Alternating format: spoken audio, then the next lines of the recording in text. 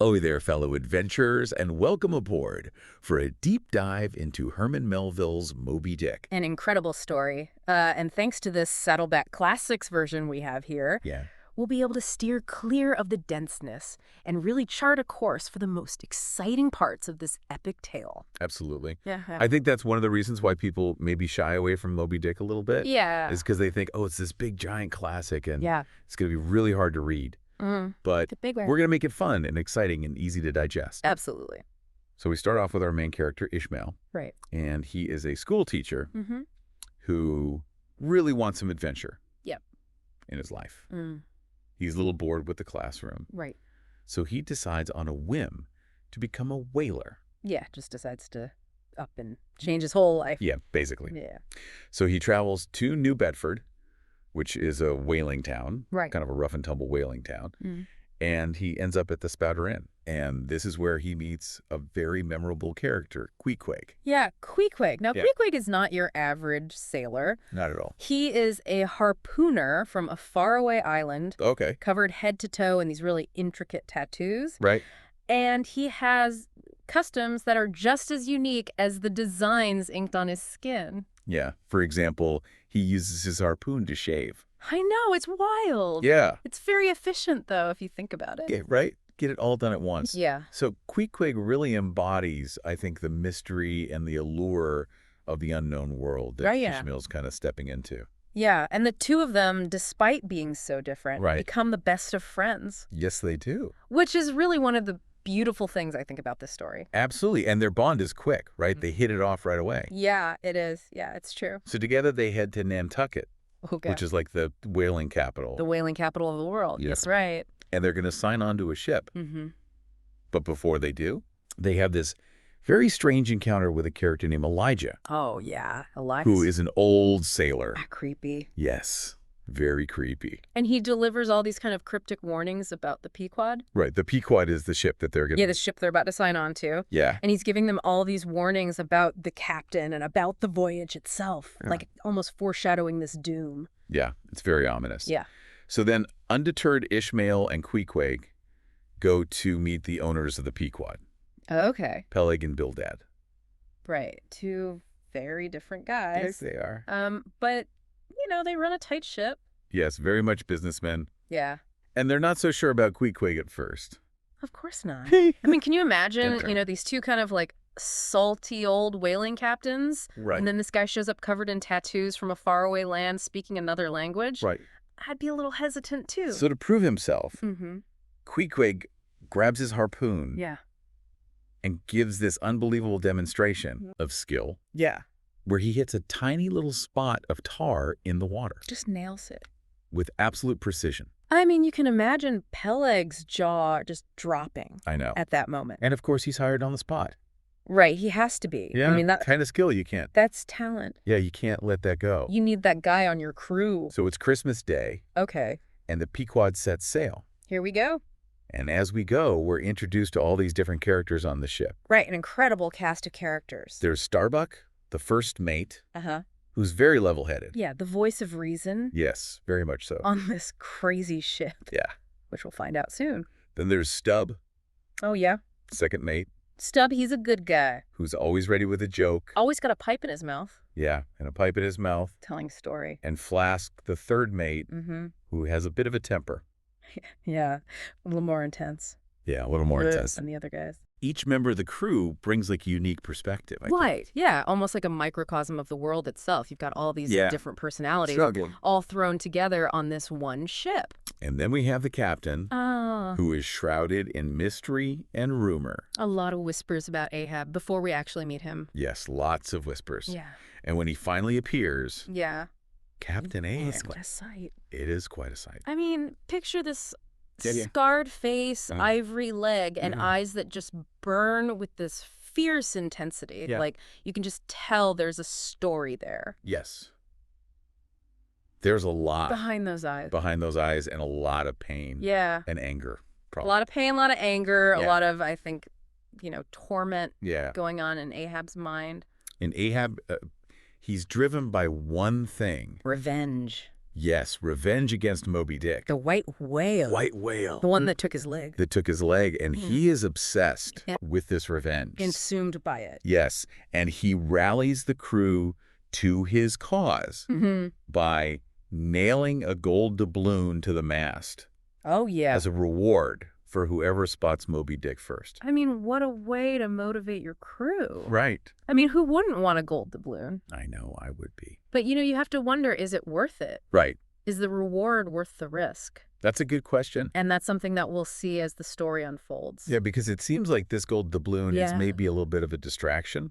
Oh, yeah. It's definitely a shiny distraction from all the dangers that they're facing. Exactly. And the price that they're ultimately going to have to pay. Yeah, because these whaling expeditions are not for the faint of heart. No. I mean, they're out there on the open ocean facing towering waves. Fierce storms. Oh, I mean, imagine being out there in the middle of the ocean and a storm hits. And then they have to face these incredible creatures. The sperm whales themselves. The sperm whales.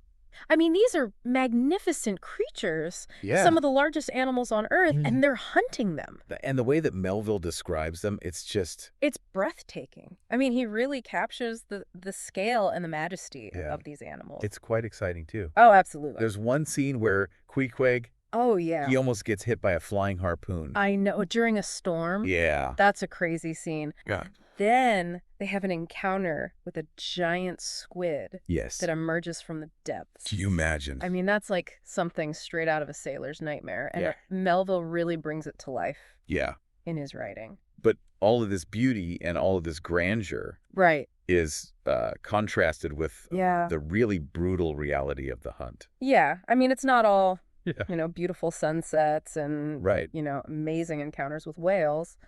Yeah, there's blood. There's danger. Yes. There's death. Yeah, and we see that too in the story. Yeah, absolutely. There's a whale boat collision, which is terrifying. Yeah, almost fatal for the men involved. Yeah. I mean, it's a reminder of just how dangerous this whole enterprise is and how quickly things can go wrong. And then there's Starbuck, who really emerges as the voice of reason in the story. He's the one who sees the danger in Ahab's obsession and tries to steer him back on course. Yes. And he actually confronts Ahab about it. It's a really tense moment. Yes, where you can feel the conflict between these two strong wills. You really wonder, is Starbuck going to be able to talk some sense into Ahab? Yeah. Is he going to be able to save the crew from this disaster that seems to be looming on the horizon? And Starbuck even considers taking some pretty drastic measures.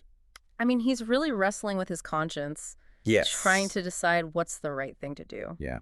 What is the right thing to do in this situation? How far do you go to protect people from someone who's lost their way? Especially when that person is your captain. Right, exactly. Yeah. So it's a tough situation. Complex situation. Yeah. A real moral dilemma. Yeah. And that's what makes this book so compelling. Absolutely. It's not just a simple adventure story. No, it's about so much more than that. It really makes you think. It makes you think about the choices we make, Yeah. the consequences of our actions, Yeah. and the forces that shape our lives. Yeah, it makes you think about obsession and revenge. The nature of good and evil, the power of nature. I mean, there's so much going on. It's an epic story. It really is. In every sense of the word. And we're just getting started. I know there's so much more to come. So buckle up, because this ride is about to get even wilder. I can't wait. Me too. Yeah. Things get even weirder when St. Elmo's fire appears. Oh, yeah. This eerie glow is dancing on the ship's mast, casting all these weird shadows. And it gets the whole crew whispering about bad omens and superstitions. Yeah, like nature itself is sending some sort of warning, right? Right. But is it a good omen or a bad one? Right. Even these tough sailors can't agree. That's Melville for you. Right. Always keeping us guessing. Yeah, I mean, he's a master of that. Yeah. Kind of blurring those lines between the natural and the supernatural. Yeah, if that wasn't enough, the Pequod encounters another ship, the Rachel. Okay. And the Rachel's captain. He's desperate. What's going on? He's asking Ahab for help finding his son. Oh, wow. Who is lost at sea. That's awful. Yeah, I mean, you would think any captain would lend a hand. Right, especially another whaling captain. Right. I mean, they're all in this dangerous business together. Exactly. You'd think they'd look out for each other. But Ahab, he just refuses. Oh, no. He's so obsessed with Moby Dick that he won't even pause to help this grieving father. I mean, talk about cold-hearted. I know. I mean, this is where you really see Ahab's true nature. Yes. He's chosen revenge over basic human compassion. Yeah. And it really shows how this obsession has warped his sense of morality. Right. It's like he can't even see straight anymore. No, he's completely blinded by this single-minded pursuit. And you can imagine the crew is starting to get really uneasy. Yeah, of course. At this point. I mean, they're seeing what Ahab is truly capable of. They're starting to question his leadership and his sanity, I think, a little bit. Yeah, I mean, you have to wonder at what point does following orders become complicit in this kind of madness? Yeah, they're in a tough spot. They are. And then we have Figala. Fidala. Who is Ahab's harpooner. Right. Kind of this mysterious figure. Very mysterious. Shrouded in secrecy. And he starts delivering these prophecies about Ahab's fate.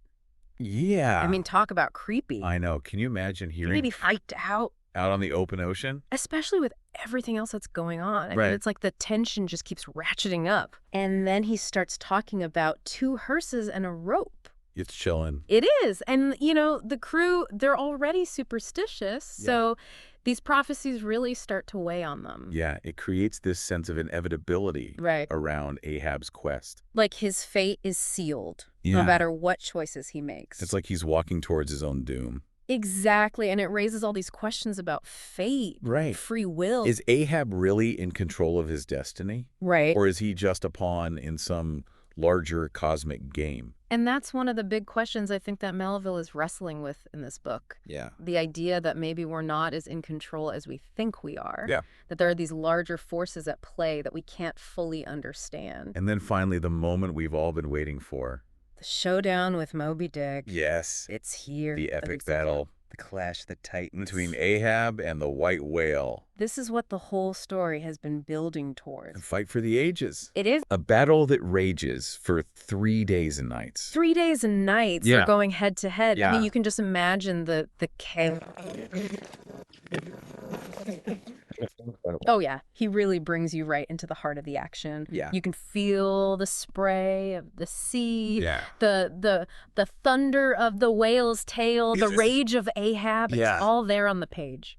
But Moby Dick, he is not just some ordinary whale. No, he's a force of nature. Yes. He's an embodiment of the untamed wilderness that humans can never truly conquer. And he proves it. He does. By destroying Ahab's whale boats one by one. I mean, he's relentless. Yes, and Fidala is killed. And his body is lashed to the whale's back. It's a terrifying sight. It is, and it fulfills that first part of the prophecy. Yeah. The first hearse. It's like watching a Greek tragedy unfold. Right. You know it's going to happen. Yeah, you can see the ending coming. Yeah, but you can't look away.